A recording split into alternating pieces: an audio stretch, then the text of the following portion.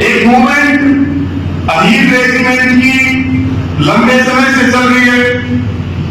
कई बार हमें भी उसमें जाने का मौका मिला और दिल्ली के आंदोलन के बाद अहीरवाड़ में कुछ आंदोलन शुरू हुए, जैसे गुड़गांव के मानेसर में आंदोलन चल रहा, बल्कि वहां दो धरने दिल्ली के आंदोलन के बाद चले अपनी जमीनों के मुआवजे के लिए, जमीनों की रेट के लिए। लेकिन फिर भी मेरा ये मानना है कि ये पूरा जो अहीरवाड़ का क्षेत्र है, ये पूरी मजबूती के साथ खड़ा हो जाए तो चाहे सरकार सेंटर की हो, चाहे सरकार स्टेट की हो, एक किसान के साथ भी हम अन्याय नहीं होने देंगे। सब मिलकर के लड़ने वाले हैं। ये साथियों, संघर्ष हमेशा सरकार के खिलाफ होता है। जो सरकार सत्ता में है उसी के खिलाफ लड़ाई लड़ी जाती है, उसी के खिलाफ उसी से मांगा जाता है। विपक्ष का साथ मांगा जाता है, विपक्ष के खिलाफ लड़ा नहीं जाता। लड़ाई किसके खिलाफ लड़ी जाती है? जिसके हाथ में खजाने की चाबी है। तो सरकार के खिलाफ हम संघर्ष कर रहे हैं और सरकार के खिलाफ संघर्ष करते हुए अगर किसी को दिक्कत हो रही है तो इसका मतलब यह है कि उसको दिमाग के इलाज की जरूरत है, बढ़िया डॉक्टर को दिखाने की। हम विकास के विरोधी नहीं है। अभी एक भाई बोल रहे थे यहां पे खड़े होकर के, हम विकास के विरोधी नहीं है। अगर विकास की कोई बात करे, विकास की बात करे, खेल के मैदान की बात करे या देश की सीमाओं की सुरक्षा की बात करे, तो ये किसान मजदूर और इनके बेटे और बेटियां 24 घंटे जान हथेली में रख करके देश के लिए लड़ने का काम करते हैं। वो ताकत हमारी है। हम विकास के विरोधी नहीं है, लेकिन सरकार अगर हमारा विनाश करके अगर विकास करेगी तो वो विकास भी हमें किसी भी कीमत पर मंजूर नहीं है। किसान का विनाश होगा तो देश का विनाश होगा। इस देश की आत्मा है किसान, और किसान खुश रहेगा तो पूरे देश में खुशियां आएंगी, बाजार में भी खुशी आएगी, मार्केट में भी खुशी आएगी। किसान से कितने लोग कमा करके खाते हैं। तो बड़ी अच्छी ये पहल करी है, बड़ी अच्छी पहल करी है कि आज इस पंचायत का आयोजन हुआ। सभी वक्ताओं को आपने सुना है। मैं तो कुछ मोटी मोटी बात आपके बीच में कह करके अपनी वाणी को विराम दूंगा, और मैं तो ये कहूंगा कि आज आप इतनी बड़ी संख्या में आए तो इस बात की तो गारंटी है कि तुम इतने इकट्ठे हो गए तो हार का तो मतलब ही नहीं है। जीत हमारी 100% निश्चित है, हम जीतेंगे जरूर। बहुत सारे महेंद्रगढ़ डिस्ट्रिक्ट के लोग हमें वहां शाहजहांपुर खेड़ा बॉर्डर पे भी मिलते थे। किसान आंदोलन में जगह जगह पे कुछ भाई बैठे उधर संजय और ये कोका गांव से, तमाम साथी हमें वहां मिला करते थे और जितना भी उनका योगदान होता था उतना देते थे। साथियों, हम बात कर रहे हैं इस एचटी लाइन की, इन हाई वोल्टेज टावरों की, और इसमें सीधी सीधी एक बात है, ना तो आपको बिजली फ्री में मिलती, ना आपको गैस फ्री में मिलती, ना आपको तेल फ्री में मिलता। सारी चीज का पैसा लगता है कि नहीं लगता? हाथ उठा करके बताओ। थोड़ा लगा है कि घना लगा है? जब सारी चीज पैसे में मिलती है तो किसान की जमीन फ्री में क्यों चाहिए? या तो बिजली में फ्री कर दो। अगर हमारी जमीन फ्री चाहिए तो कोई लड़ने के लिए कोई नहीं लड़ेगा। बिजली फ्री दे सकता? ये नाम है पावर ग्रिड का, नाम है हरियाणा के निगम का। ये सारी प्राइवेट संस्थाएं होगी, इनके शेयर मार्केट में इनके शेयर हैं, और जिसके शेयर आ जाते हैं वो कोई भी संस्था सरकारी नहीं बचती। अभी मुद्दा 2023 जो 2020 का जो बिजली का बिल है, जो सरकार जबरदस्ती लागू करना चाह रही है, किसान आंदोलन की वजह से वो बिल अटका पड़ा आज तक। अगर वो बिल लागू हो जाता बिजली जो है वो अडानी और अंबानी के पास चली जाती। सरकार लगी हुई है उसको लागू करने के लिए, सारी सरकारी नौकरी खत्म हो जाएगी, सारी बिजली उनके कंट्रोल में चली जाएगी। इसी तरह से 3 जो कानून थे उसका भी यही मतलब था कि सारे अनाज का भंडारण चंद लोगों के पास होगा, उसका कंट्रोल उनके पास होगा, जमीनों पे कब्जा कंपनियों का होगा, आप बंधुआ मजदूरी करने का काम करेंगे, कौन आदमी कब रोटी खाएगा, कितनी रोटी खाएगा, किस रेट में रोटी खाएगा, वो कंपनी तय करेगी, वो अडानी अंबानी तय करेंगे। यही था। इसलिए मैं आपको यही कहूंगा, ये दिल्ली से लेकर के हरियाणा और फिर राजस्थान सब जगह हाई वोल्टेज टावरों का मुद्दा जबरदस्त तरीके से चल रहा है। नजर हमारी जमीन के ऊपर है, जमीन से ये कंपनियों को, जब तक हमारे पास जमीन है दुनिया की कोई ताकत हमें हरा नहीं सकती। सरकारों की साजिश है किसान से जमीन छीन लो ताकि वो आंदोलन करने के लायक ना रहे, वो बंधुआ मजदूर बने। और हम ये कह रहे हैं कि जमीन हम किसी कीमत पर नहीं देंगे, जान दे सकते हैं, जमीन की तरफ हाथ उठा करके भी नहीं लेके देंगे। किसी फैक्ट्री के नाम से, किसी हाईवे के नाम से, बिजली के पोल खंभे, आपकी जमीनों के ऊपर नजर है। जमीन हमने, हमारे पास जमीन कहां से आई? हमारे पुरखों ने दी। तो ये बताओ, जो चीज हमारे पुरखों ने दी है, आने वाली पीढ़ियों को वो जमीन देने की जिम्मेदारी हमारी है कि नहीं? हाथ उठा करके बताओ। और जमीन है, तब तक जमीन हमारा जिंदा है। इसीलिए किसान स्वाभिमानी कौम है। हमारी एक ही मांग है, सारी बात सत्येंद्र भाई ने बताई है, मैं उसमें लंबी बात नहीं करूंगा। हम केवल यही बात कह रहे हैं, आज हरियाणा में 33 केवी से लेके और 765 केवी तक की लाइन बंद है। हमारी मांग केवल एक है कि जो हमारी जमीन की कीमत 1 करोड़ का अगर किला है, उसकी कीमत बचती है 20 लाख रुपए। यानी कि एक खंभा लग गया किसी के 1 एकड़ में तो 20% भी उसकी कीमत नहीं बचती। हमारा कहना यह है, पूरा कॉरिडोर, केवल 4 पैरों के अंदर का मुआवजा नहीं, जो ये लगभग 67-70 मीटर का कॉरिडोर है जहां आप कोई काम नहीं कर सकते। इसके अलावा जो तार जा रहे हैं, जो फसलें खराब हो रही हैं, हम जो है पूरा पैसा लेंगे मार्केट रेट के हिसाब से, या तो आराम से दे दो और नहीं तो फोर्स लगाओ, पुलिस लगाओ, पैरामिलिट्री लगाओ, आर्मी लगाओ, चाहे जो लगाओ, हम जान दे सकते हैं, लाशें बिक सकती है, लेकिन लाइन नहीं जाने देंगे फ्री के अंदर। ये बात पता होना चाहिए। दुनिया की कोई ताकत नहीं ले जा सकती। सारी जगह कोशिश करी है, औसतनी बॉर्डर पे कोशिश करी है, उसके बाद नारा के अंदर कोशिश करी है, उससे पहले भिवाड़ी में लीबड़ी वाले में कोशिश करी है, और ये सारे हमारे साथी बैठे हैं, सारे एकजुट होकर के लड़ रहे हैं। कम से कम 30 लाइन बंद पड़ी है। ये विकास की सारी जिम्मेदारी हमारी है क्या? सारा विकास का ठेका हमने ले रखा है क्या? हमें मुआवजा पूरा चाहिए।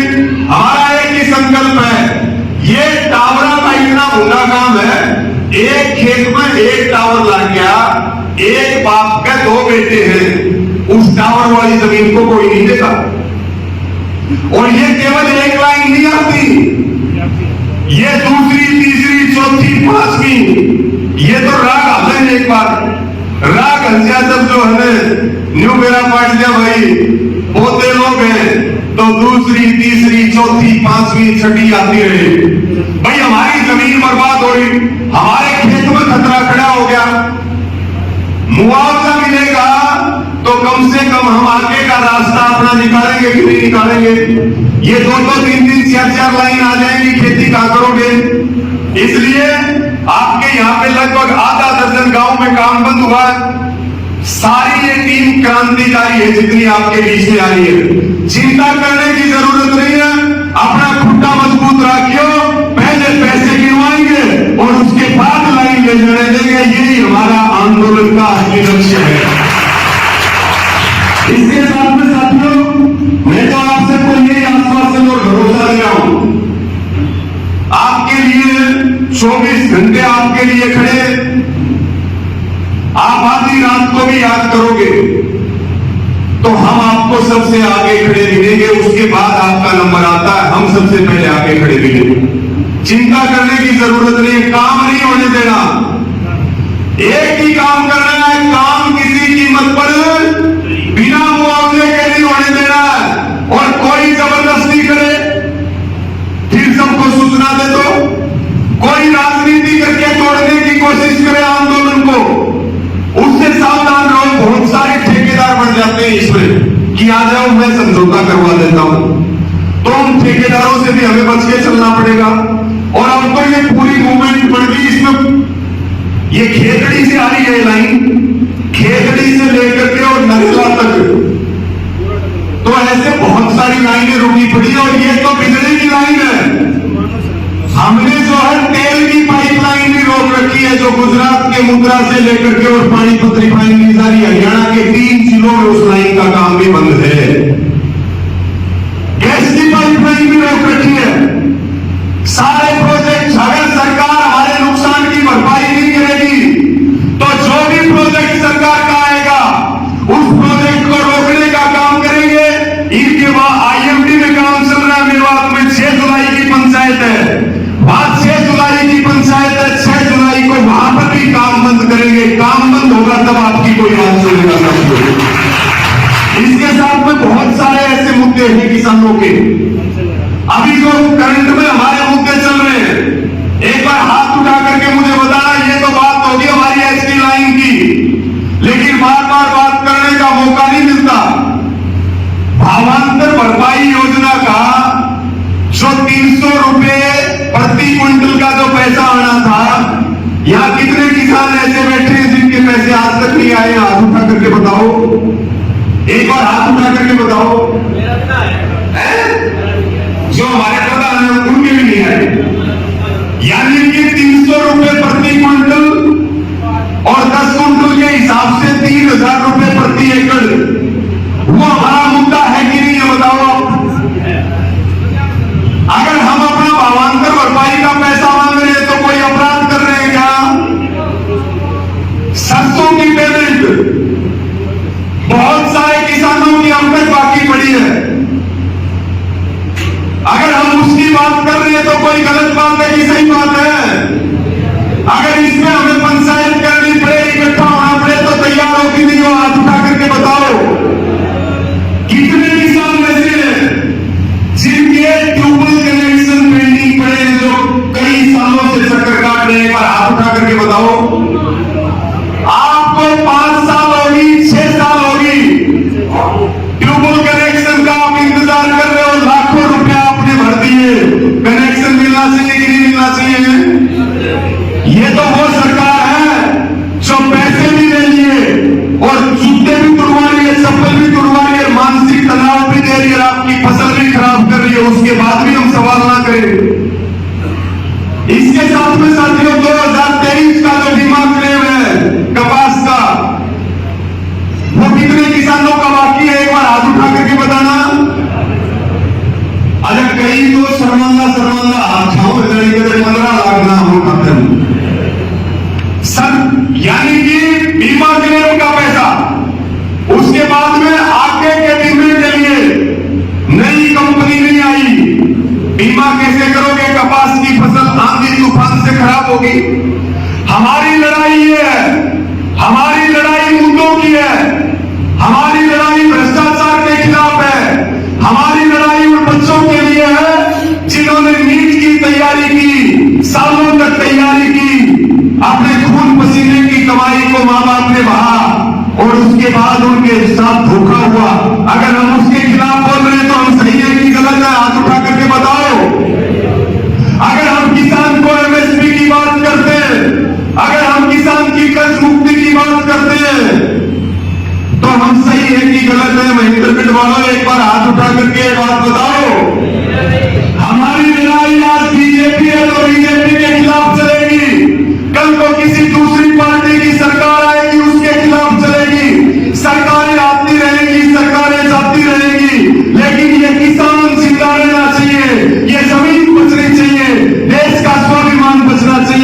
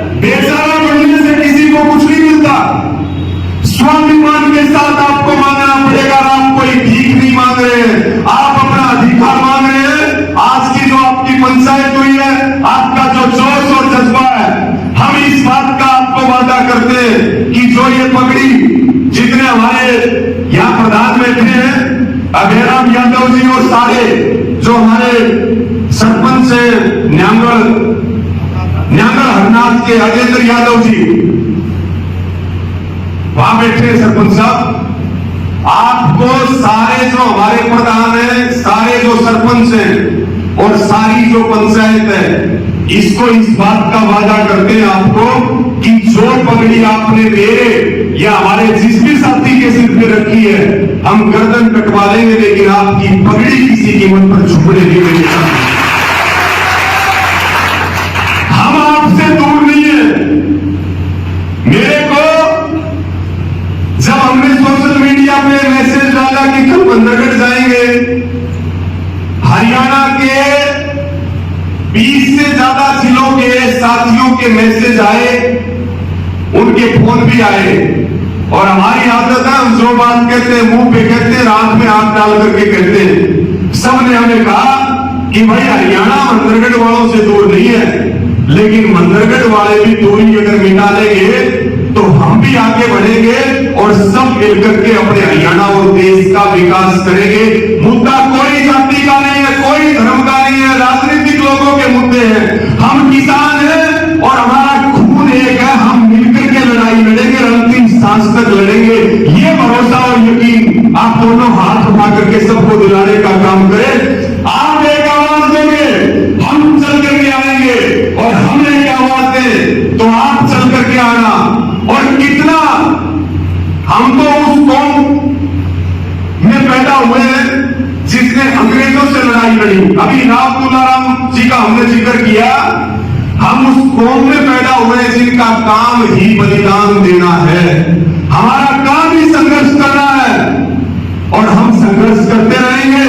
आपकी इस एसटी लाइन के लिए दलाल साहब बता रहे थे 50,000 आदमी आ जाएंगे, और हम ये कह रहे हैं कि आप लोग जो मजबूत हो जाओ, कोई मुसीबत आएगी तो क्या 50,000 है और क्या 5 लाख है, लाइन लग जाएगी। इतनी ताकत इस किसान कौम के अंदर है। आज के दिन साथियों इतनी ताकत आपके अंदर है, तो आप अपनी इस ताकत को पहचानने का काम करें। मैं ज्यादा समय ना लेते हुए आप सबका आभार